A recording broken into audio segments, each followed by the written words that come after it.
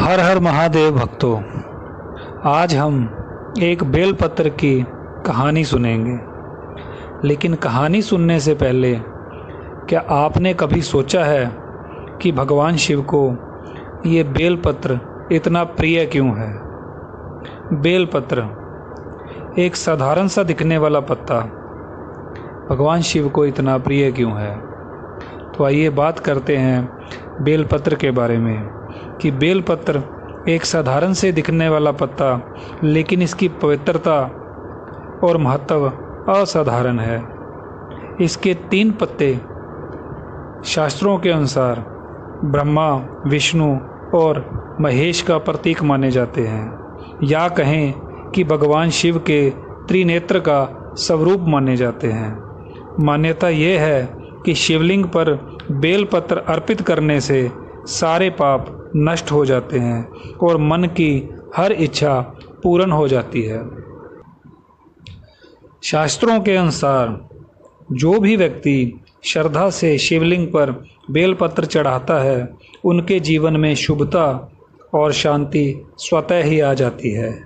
अगर बेलपत्र पर ओम नमः शिवाय लिखकर शिवलिंग पर चढ़ाया जाए तो उसका फल 100 गुना बढ़ जाता है। भगवान शिव का स्वरूप तांडवकारी, उग्र और तेजस्वी माना गया है।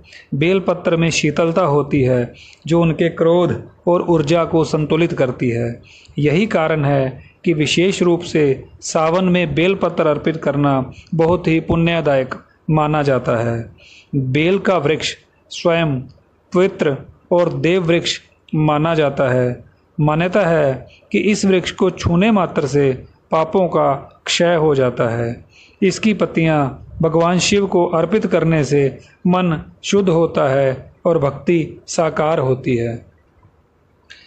यदि कोई श्रद्धा से केवल एक बेलपत्र ही भगवान शिव को अर्पित करे तो वह हजारों स्वर्णों से अधिक फलदायी होता है। ऐसी भी मान्यता है कि माता लक्ष्मी का वास बेलपत्र में होता है। भगवान शिव को आशुतोष कहा जाता है, यानी जो बहुत थोड़े में ही प्रसन्न हो जाते हैं। उन्हें धन वैभव की नहीं, केवल सच्ची श्रद्धा की ज़रूरत होती है और बेलपत्र उसकी सबसे सरल और पवित्र अभिव्यक्ति है। बेलपत्र केवल एक पत्ता नहीं है, यह एक माध्यम है जिससे हम अपने भाव, अपनी श्रद्धा भोलेनाथ तक पहुंचाते हैं। इसलिए बेलपत्र का बहुत ही ज़्यादा महत्व हमारे हिंदू धर्म में बताया गया है और ये बेलपत्र भगवान शिव को अत्यंत प्रिय है। तो आइए शुरू करते हैं इस बेलपत्र से संबंधित एक कहानी।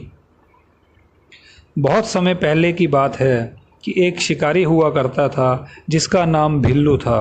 वह अपने परिवार के लिए रोज़ जंगल में शिकार करने जाता था, लेकिन वह शिव भक्त नहीं था, ना ही उसे किसी पूजा पाठ का ज्ञान था। एक दिन की बात है कि शिवरात्रि का दिन था और उसे नहीं पता था कि यह दिन शिवजी का पावन पर्व है। शाम के समय वह जंगल में शिकार की खोज में भटकता रहा। शिकार न मिलने से वह एक बेल वृक्ष पर चढ़ गया और उसने सोचा कि यहीं से रात में जानवर आएंगे तो मैं नीचे तीर चलाऊंगा और अपना शिकार करूंगा। उस बेल वृक्ष के नीचे एक पुराना शिवलिंग था जो झाड़ियों में छिपा हुआ था। रात भर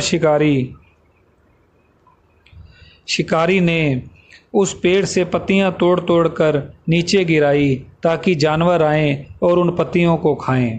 वह हर पत्ता तोड़ते समय पानी से भरे अपने कलश से जल भी नीचे गिराता रहा। यह सब शिवलिंग पर अर्पित हो रहा था और यह सब कुछ अनजाने में हो रहा था। अनजाने में ही उसने सारी रात भगवान शिव की पूजा कर डाली। उसने भगवान को बेलपत्र अर्पित किए, जल अभिषेक किया। क्योंकि उसने सारी रात कुछ नहीं खाया तो उसने सारी रात उपवास भी किया और वो सारी रात सोया नहीं, तो उसकी सारी रात जागने को उसका रात्रि भर का जागरण माना गया। सुबह होते ही भगवान शिव अत्यंत प्रसन्न हुए और वो प्रकट होकर बोले, हे भिल्लू, मैं तुम्हारी इस श्रद्धा से बहुत प्रसन्न हुआ।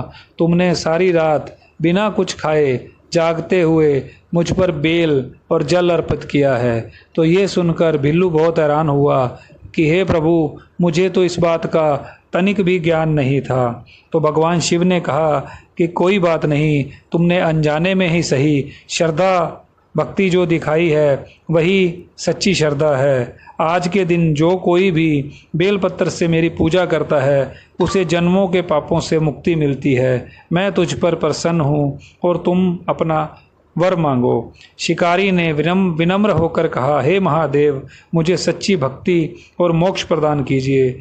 भगवान शिव ने उसे आशीर्वाद दिया और कहा कि तेरा उद्धार हो और तू मेरे लोक में स्थान पाएगा।